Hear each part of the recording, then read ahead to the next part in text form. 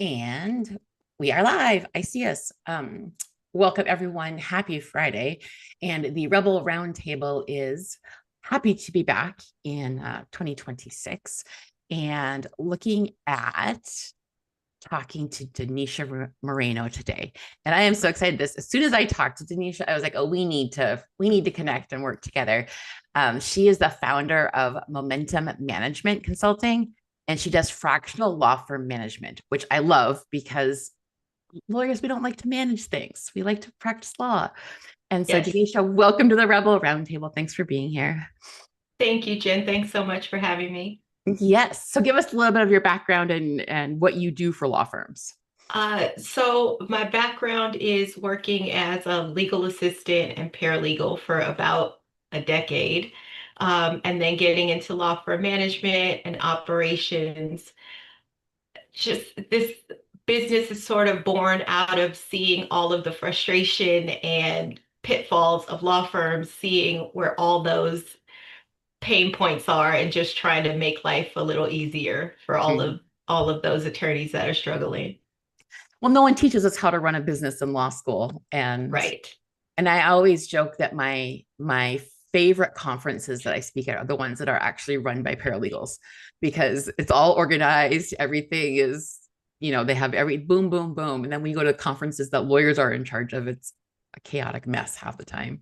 Yeah, Yeah. that perfectly describes it. It's so funny because I had posted about, tradition is so last year. I have an 11-year-old who will always ask me, Mom, what was life like back in the 19s? I'm like, that wasn't that long ago, I promise. But then when you look at legal models, so much has even changed in the last 5 to 10 years uh, Right. that it kind of is last year. What do you mean when you say let's modernize the mindset of law firm owners and lawyers? What are you looking at when you talk about modernizing it? It means a little bit of everything. It means just just the traditional, this is my law firm, here is your desk. Yeah. Those are things that we don't even need to do anymore. We all know that everyone is working remotely. Everything is online. Firms are going paperless, courts are paperless, everything. So it is just really stepping into what is going to best serve your firm, which will allow you to better serve your clients. I like your approach because you think about it from like what's the client experience look like versus, how many billable hours can we get out of this case type thing. Uh, Right. yeah. You can get a lot of billable hours out of one case, but if you never get another client, then that doesn't really help you. Very true. And it's funny that you talk about going paperless. So I worked at AIG and I was in 1999, the first day I started, they went paperless that day. They launched their paperless, their online management system for all their documents. And it cracked me up when I got into the legal world then, because I went to law school in 2006 to nine. And all of like no one was paperless. They have all these paper, and even now it seems that firms are still not paperless. What are you seeing, and what can you help with on that? So what I see is they want to be paperless, but they don't trust the system or the process.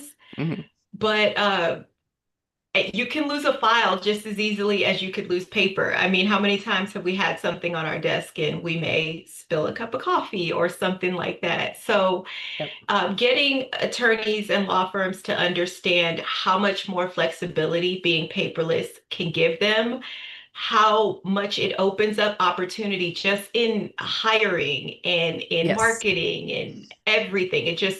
It takes them out of their small little bubble and kind of opens them up to a much larger market, bigger client base, um, a larger talent pool. You don't Mhm. have to hire the person that works in your town. You can look Yeah. in a much wider scope.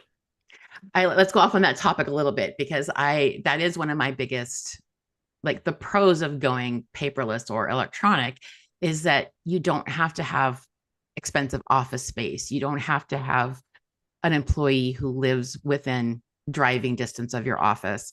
Right. What I often see lawyers and law firm owners, especially maybe ones that have been practicing for quite a while, picture or imagine not being able to look over the shoulder of someone and make sure they're working.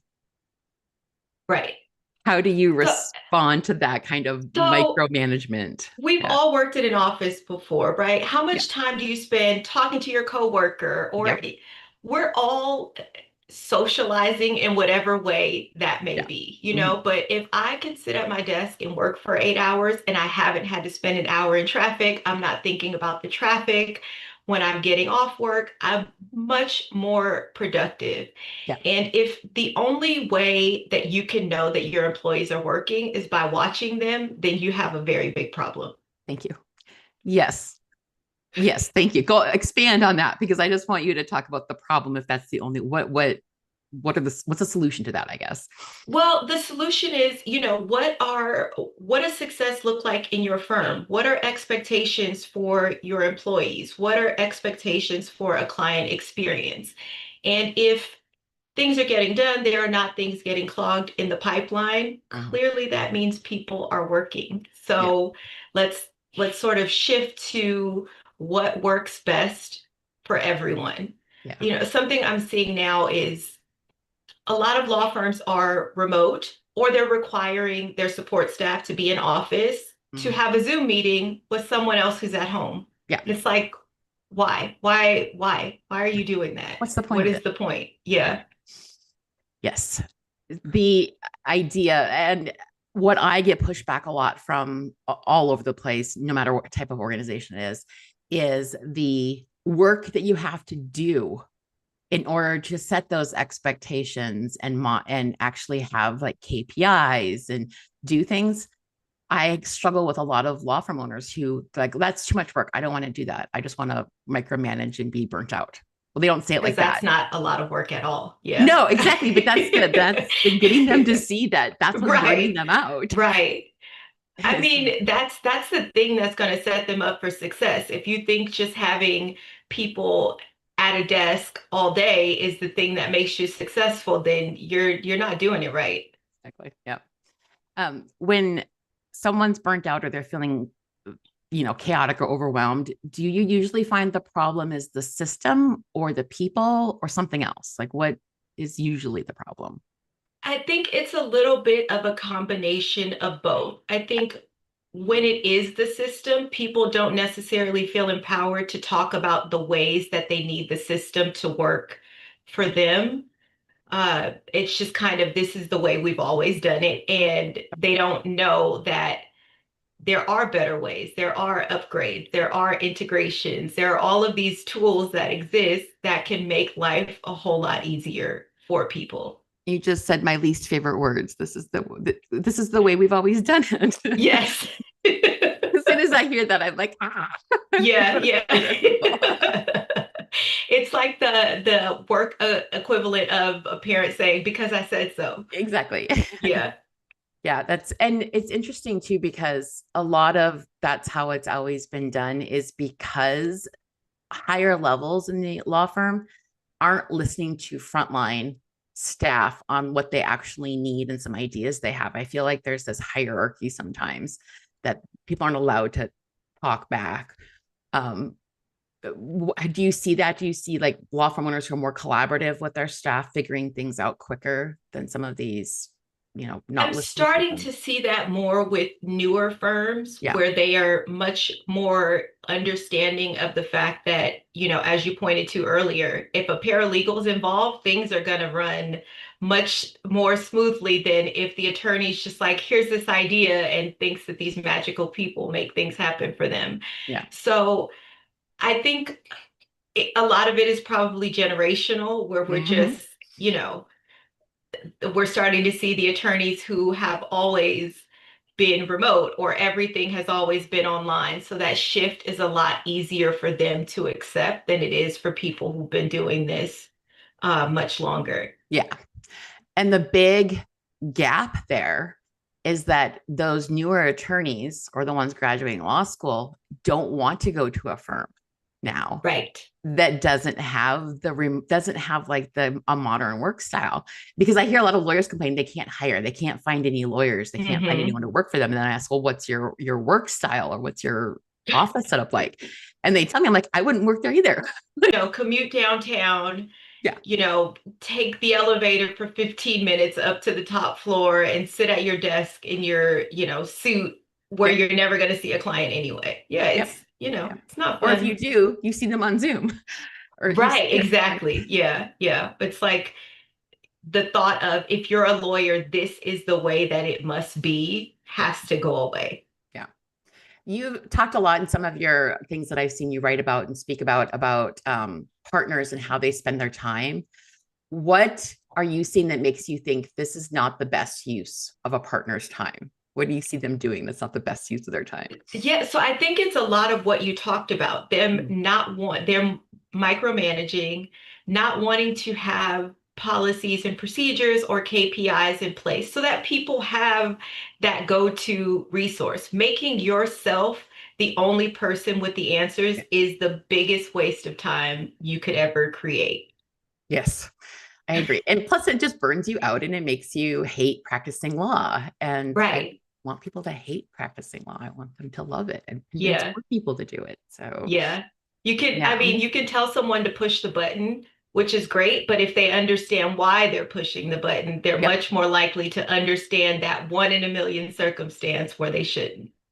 right. And I've also found that when they understand why they're doing things, that they can then make good suggestions. Well, maybe how it could be made more efficient if they understand why. Because sometimes there is Right. a reason you have to file something in the exact order the lawyer is telling you to. And sometimes there's not a good reason for that.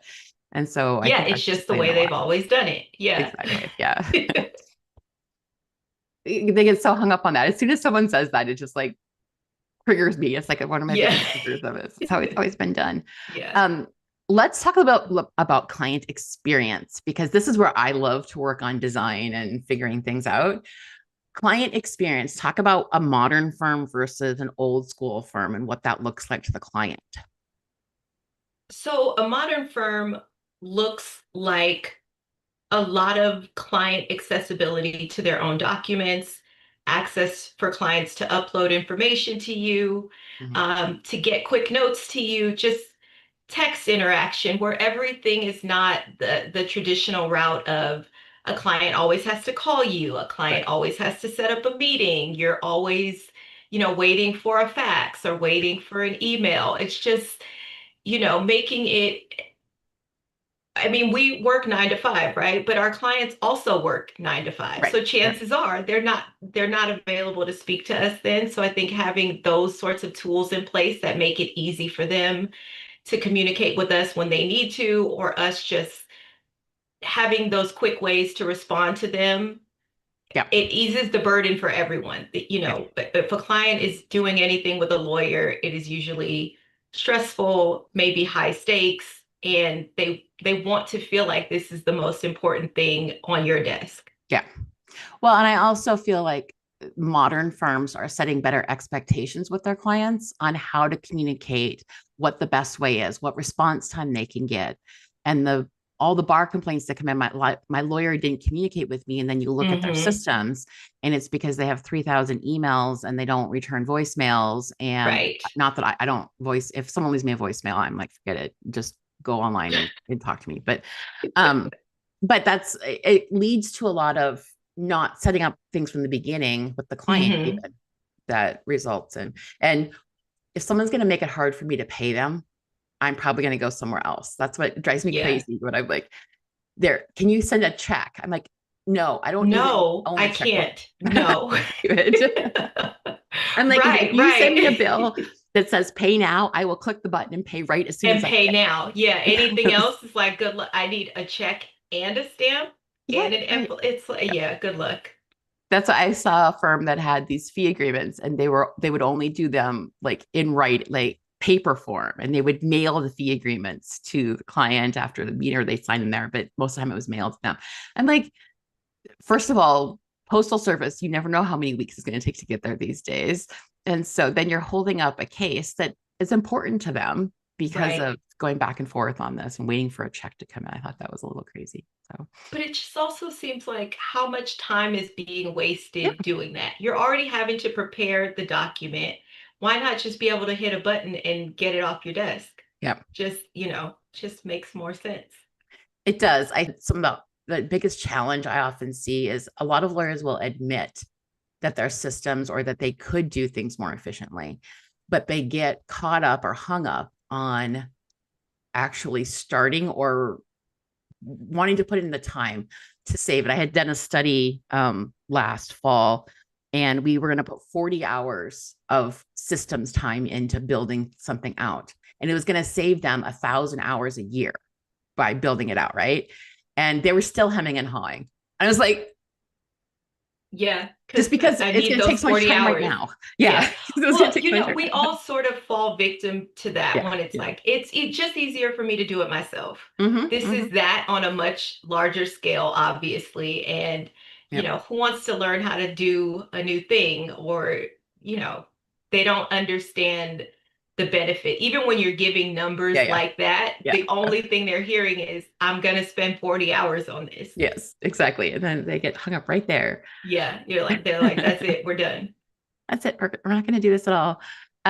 When, what are you seeing for firms who have moved to a more modern style? Are you seeing them moving away from billable hours because these systems are so much more efficient?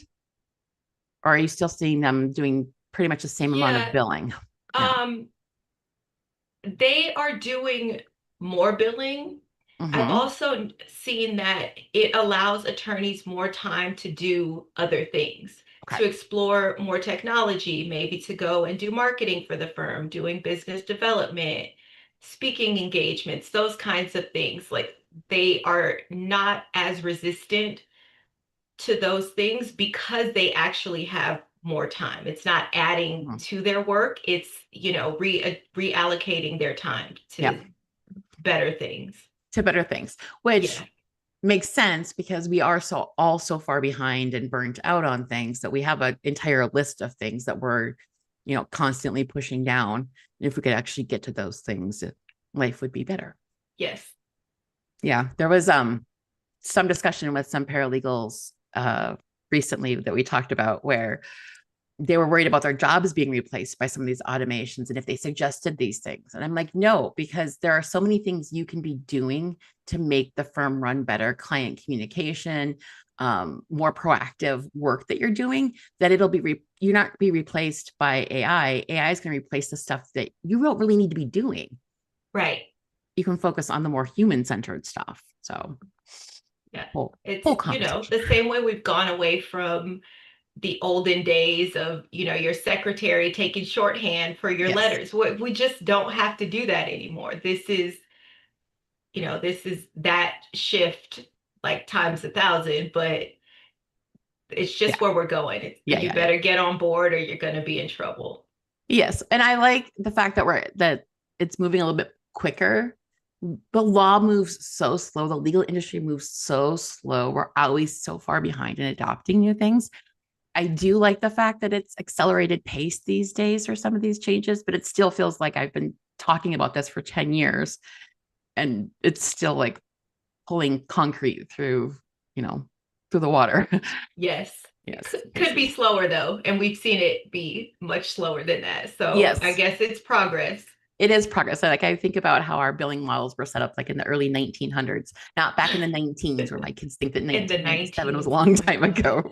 But yes, and that's just what it's always been done. Um, Yeah. when you go into a firm and they have these problems where that's how it's always been done, are there like big areas that you concentrate on right away? I usually am working with the legal assistants Yep. and paralegals Okay. because the work kind of trickles down Yep. to them. I Yep. try and get in the weeds about what are you doing? Where are you spending your Yep. time? What are the things that are your biggest time wasters? And implementing systems around those things. Okay. And they are much more receptive. I spend a lot of time getting the attorneys to accept those Yes. changes, letting, That was my question is like, how do you yeah. get to them? So, Yeah. It's like, here's the plan, and these are all of the backups in place to make sure that that plan, is fine, it's a really interesting dynamic because they think they need to micromanage people. You got to pick a side. You gotta pick a side. And then they don't trust the systems. I'm like, then you're gonna just have to do everything by hand because you have to trust Right. people. Yeah. Yeah, I'm trying to think of the whole paperless thing is one that and then going to cloud-based options when all these law firms are like on a server in the garage. Yeah. Um, something crazy like that, Yes. where, yeah, that's my other thing is I'm like, can we go cloud-based? Because just that one step allows you to make the staffing model changes. It allows you to create workflows and things like that that you can't do if you have to be sitting in a particular chair in order to do the job. Right. Right. And it changes things even from an IT standpoint. If Yep. your server crashes in an office and now suddenly you're waiting for IT to show up, that is a completely different experience than, someone needs to do something from a computer on the back end. Right. It doesn't shut down the whole world for you. Right. Or you can have another computer, or you can, I work from my phone a lot because it's just easy. And since everything is cloud based these days, so that makes it easier to do work. Not that you should be on your phone 24/7 working. I'm not saying that, but I mean, like if you're traveling or something for a conference, it's easy to check in on your phone quick instead of having to. Right. You don't have to, you're not leaving work for a week. You Right. can kind of, there's a huge importance in disconnecting, but Yeah. when that's not practical, at least you have those tools to keep you connected. Yeah. So when you get into a firm, at that point, you've convinced the owners that there's a better way. How do you do that? Yeah, I was going to say, I don't know if I've convinced them. I've at least piqued their interest. They're willing to take a look. Yeah, okay. I Yeah. was just curious So, because yeah. the funny part of like what everyone does these days is trying to figure out how do you convince people to make that big change? It starts in small things. So Mm-hmm. if I can identify something that I know is going to save them an hour a day, Okay. that's where I'm going to start because Yeah. it's immediate and they always want a little more. Yeah. So if we can kind of start with, here's this system that's going to calendar every court date for you, Yep. then there's no need to kind of stand over Susie's shoulder and make sure she put all the dates on the calendar and got all of those things done. And then we just kind of grow Yeah. from there. Yeah. Yeah. That makes sense. Um, there was something you were just said that something popped into my head and now I lost it because I do that occasionally. But the standing over someone's shoulder just gets to me because I can picture it. Like I picture having your desk turned towards your boss so they can see your computer and they know that you're not on Facebook all day or whatever the social media the kids are using these days. I know Facebook is for old people, but I still use I it. guess that's why I'm on it. Yeah. I'm old. Um, the other complaint I've heard, from working from home is, well, I don't want to pay them to have to go throw their laundry from the washer to the dryer. I'm like, you're paying them for stand for 20 minutes by the water cooler or whatever your break room Exactly. is. What's the difference? What's the difference? Yeah, yeah. But it's just, I'm like, is that you want to have control? Do you Right. want to like What's the what is fear? that? Yeah. I Yeah, always want to know what's because the fear. again, I mean, if you've ever worked in an office full of people, Mm-hmm. they're spending a good amount of time talking to each other. And what's wrong with that?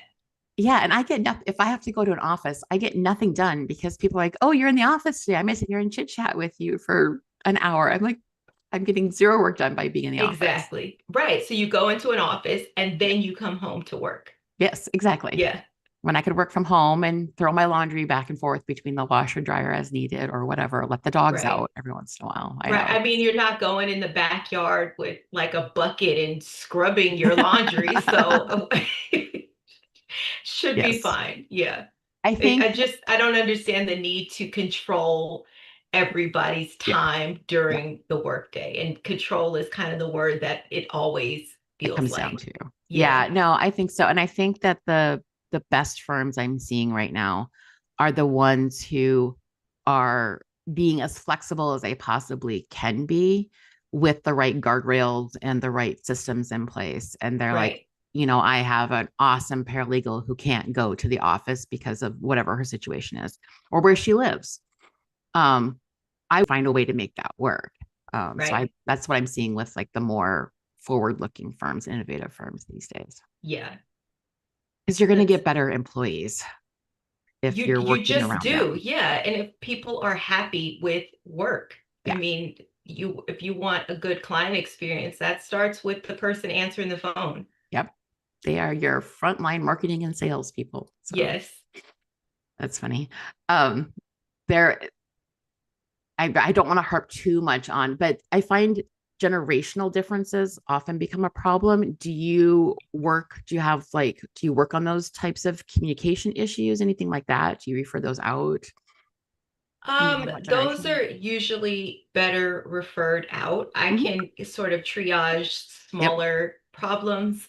But there are some circumstances where it's just kind of like you need um, sometimes a therapist, Yep. sometimes someone who works with, family Yep. firms or, Yep. just things like that, because there are so many nuances that have nothing to do with the way that the firm is run, Yep.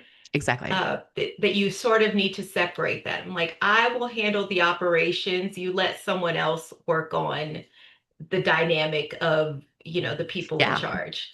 Yeah. I think it's important that that's recognized as totally separate, but that there are a lot of communication. I don't want to use but teaching people how to communicate is not like a standard skill you learn necessarily in college or in high Right. school. And so I think that being able to talk about communication then feeds into the ability for you to do the systems work and get everything running smoothly so everyone can talk. So, yeah. So, Denisha, if people want to reach out to you, how do they find you? So I'm on LinkedIn. You can find me on my website, momentummgmt.net. Okay. Um, yeah, happy to chat about what's happening with your firm and how I can help. Very cool. And I will put those links to your LinkedIn and your website in the show notes as soon as we're off today. The one last thing we do on the Rebel Roundtable is we have a Spotify playlist of our anthems, our Rebel anthems. What's your go-to anthem when you need to channel your inner rebel? Um, oh, I would say uh, Beyonce and Meg the Stallion, Okay, the Savage Savage. remix. Yep. It's just one of those that just makes you feel like you can take over the world. Yep. Yep. So I will get that added to our Spotify playlist. So if you need a list of pump you up songs, it is on Spotify as the Rebel Roundtable anthems. And I'll get Denisha's song added on there. Thank you so much for being here today and helping us kick tradition back to the 19s where they belong. Thanks, Jen. It's good to see you. Yes, I appreciate your time. All And right, take care. take care. And I'll see everyone else next week on the